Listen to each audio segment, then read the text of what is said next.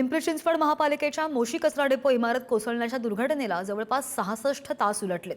मात्र अजूनही इमारतीच्या तळमजल्यावर अडकलेल्या 8 कर्मचाऱ्यांचा शोध लागलेला नाही।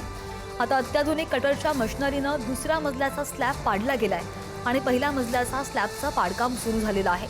या स्लॅबखालीच अडकलेले 8 कामगार असण्याची शक्यता व्यक्त होतीये। अपेक्षा आहे की आज हे शोधकार्य संपेल।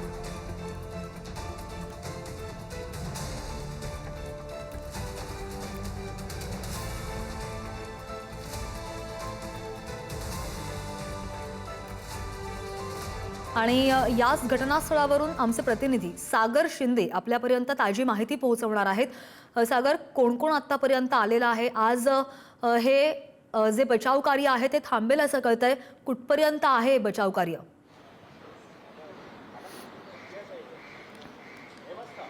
नक्कीच श्रद्धा, आपण जर या ठिकाणी पाहिलं तर या ठिकाणी मोशी कचरा डेपोवरती सध्या आपण आहोत आणि पुढारी न्यूजच्या माध्यमातून आपण जी बातमी नागरिकांपर्यंत पोहोचवलेली आहे ती म्हणजे या ठिकाणी जे तळमजल्याचाच पूर्णत्वाचा दाखला याला इमारतीला होता। मात्र दोन्ही मजले जे वरचे होते ते नक्की कसे होते, नक्की काय त्याला कोणी दाखला दिला होता, याच घटनेबद्दल खरं तर आता आपण सध्या पाहतोय। या ठिकाणी मोशी डेपोवरतून आपण जर पाहिलं या ठिकाणी सध्या आयुक्त देखील या ठिकाणी आलेले आहेत, ते पाहणी करत आहेत। मात्र त्यांनी माध्यमांशी बोललेलं टाळलेलं आहे की कुठल्याही प्रकारचा जो दाखला आहे त्यांना विचारणा करण्यात आली की त्याबद्दल काय सांगाल, तर त्याबद्दल त्यांनी बोलणं खरं तर टाळलेलं असून या ठिकाणी नक्की याच्यामध्ये जे 8 कर्मचारी अडकलेले आहेत त्यांना आता शोध मोहीम त्यांची जोर घेत असताना आपल्याला पाहायला मिळत आहे।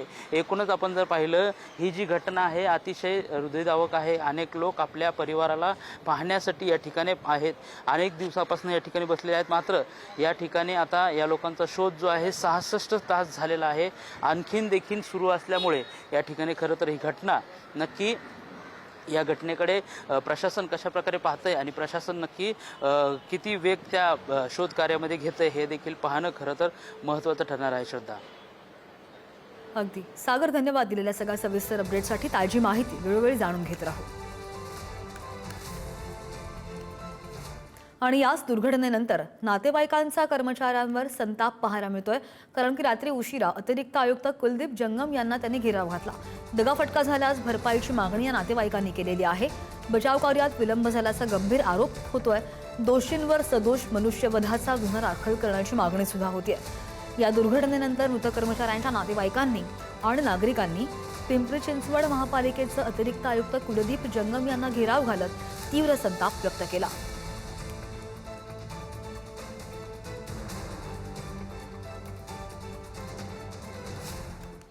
तर दुसरीकडे याच दुर्घटनेचा मुख्यमंत्र्यांनी सुद्धा आढावा घेतलेला आहे। मृतांच्या कुटुंबियांना मदत करण्याचे प्रशासनाला मुख्यमंत्र्यांनी निर्देश दिलेत। बचाव कार्य आज रात्रीपर्यंत पूर्ण होणार असल्याची माहिती सुद्धा फडणवीस यांनी दिली आहे। लेगसी वेस्ट बायो मायनिंगला गती देण्याचे आदेश दिले गेलेत। 100 टन कचऱ्यावर तातडीनं प्रक्रिया सुरू करण्याच्या सूचना दिल्या गेल्या। या दुर्घटनेनंतर मुख्यमंत्री फडणवीस यांनी पुण्यामध्ये घटनाक्रमाचा सविस्तर आढावा सुद्धा घेतला।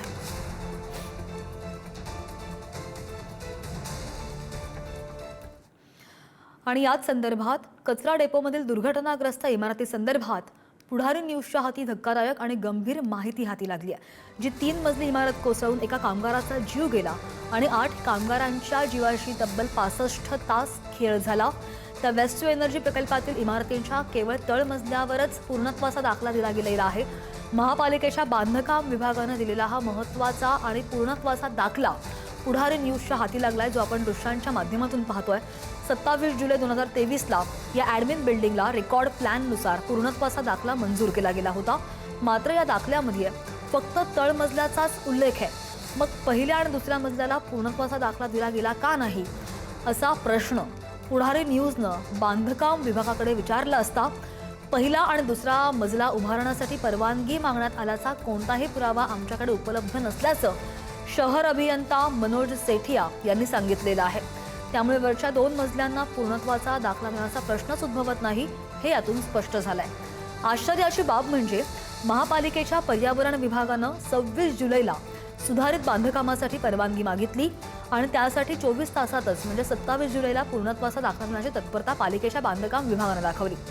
म्हणजे एकूणच बघायला गेलं तर 3 मजली इमारतीची पाहणी न करता बांधकाम विभागानं पूर्णत्वाचा दाखला दिला होता का, असाही सवाल उपस्थित होतोय. यासह बरेच मोठे प्रश्न निर्माण झालेले आहेत, बरेच मुद्दे समोर येत आहेत.